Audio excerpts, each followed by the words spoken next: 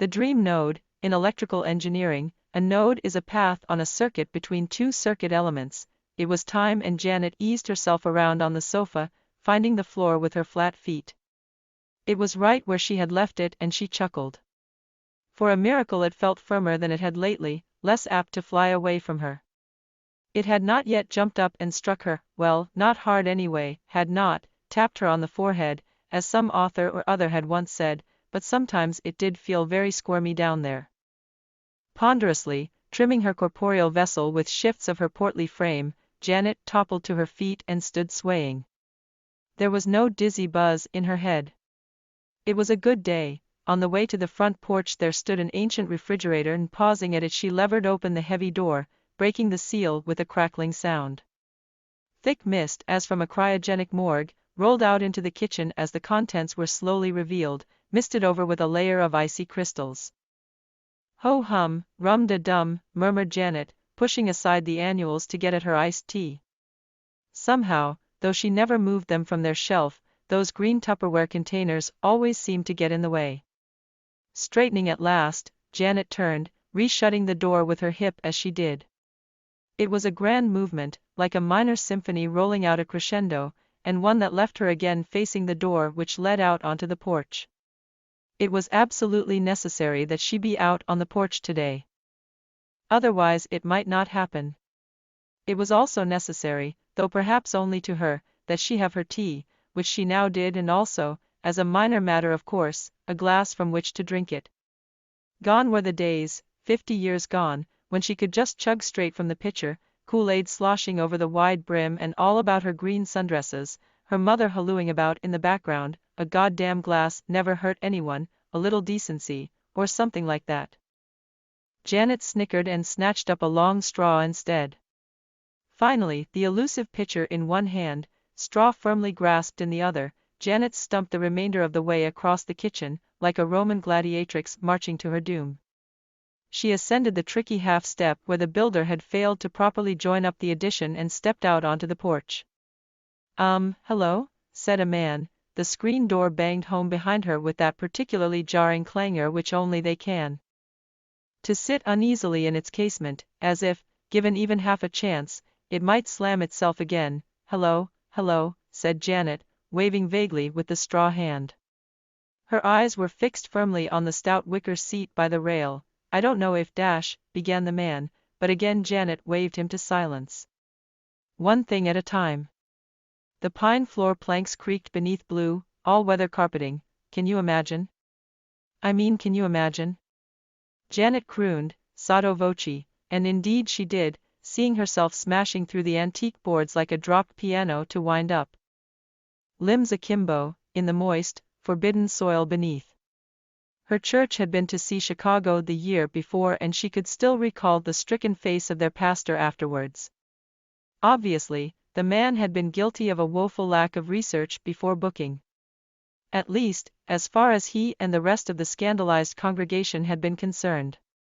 "Cellophane, Mr. Cellophane, should have been my name, Mr. Cellophane," groaned Janet, sinking down into the voluminous chair. She had loved that show. Firmly planted at last, she could not imagine that she would ever move again, or even want to. She breathed in deeply, the humid air sighing over her cheek. "I say," said the man. Janet started. She had not forgotten him, per se, just not remembered as assiduously as perhaps she ought to have done, she pronounced, in a sonorous, rumbling attempt to disguise the fact. The young man stood in mute acceptance, which was one of the really nice side benefits of being a mystic. One could get away with almost any amount of malarkey. "So, see me in yo' dreams, did ye, mon?" she said, emphasizing a Jamaican accent which she felt gave credence to the role, but which she did not naturally possess to any degree. "How did you know?" gasped the man. Janet gazed at him wisely. "I always be knowin'," she pronounced. "Well, yes then, sorta," said the man, rubbing his head. He refused to look her in the eye, which was just fine with Janet, still a little winded. "The thing is," he went on falteringly, "I've been dreaming of this place for months. And I don't know why. It's just been there, in my mind, and, you've been there, you been dreamin' 'bout me now, mon," she said. If only, honey chili, she thought, suppressing an inward chortle. 30 years ago she'd have known what to do with such a fine-looking young man. Yeah, sorta, he said. I mean, I don't really The Dream Node trong kỹ thuật điện nút là một đường dẫn trên mạch giữa hai phần tử của mạch. Đã đến lúc Janet thả lỏng người trên ghế sofa, tìm sàn nhà bằng đôi chân phẳng của mình. Nó ở đúng nơi cô ấy đã để nó và cô ấy cười khúc khích. Vì một phép màu, nó cảm thấy săn chắc hơn gần đây, ít có khả năng bay khỏi cô ấy hơn. Nó vẫn chưa nhảy lên và đánh cô ấy tốt. Dù sao cũng không khó đã không vỗ vào trán cô ấy, như một số tác giả hay tác giả khác đã từng nói, nhưng đôi khi nó cảm thấy rất khó chịu ở dưới đó. Một cách nguy hiểm, khi cắt tỉa con tàu vật thể của mình bằng những sự thay đổi của khung hình đẫy đà, Janet ngã lăn ra và đứng lắc lư. Không có choáng váng trong đầu cô, đó là một ngày tốt. Trên đường đến hiên trước, có một chiếc tủ lạnh cổ và dừng lại ở đó, cô mở cánh cửa nặng nề, phá vỡ niêm phong bằng một âm thanh tanh tách.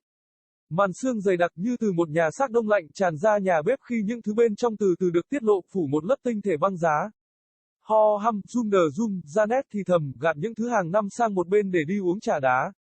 Bằng cách nào đó, mặc dù cô ấy không bao giờ di chuyển chúng khỏi kệ của chúng. Nhưng những chiếc hộp đựng Tupperware màu xanh lá cây đó dường như luôn cản trở.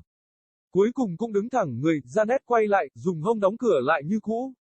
Đó là một chuyển động lớn, giống như một bản giao hưởng nhỏ đang tung ra một bản siêu đỉnh, và một chuyển động khiến cô lại quay mặt về phía cánh cửa dẫn ra hiên nhà. Hôm nay nhất thiết cô phải ra ngoài hiên, nếu không thì có thể sẽ không xảy ra chuyện gì.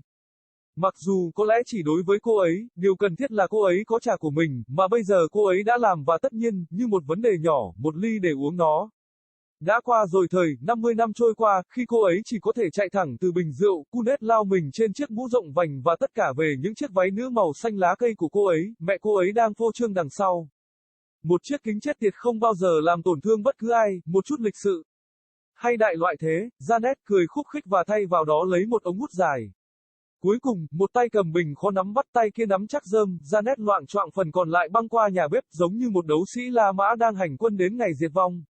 Cô leo lên nửa bước khó khăn mà người thợ xây đã không thể kết hợp đúng cách phần bổ sung và bước ra ngoài hiên.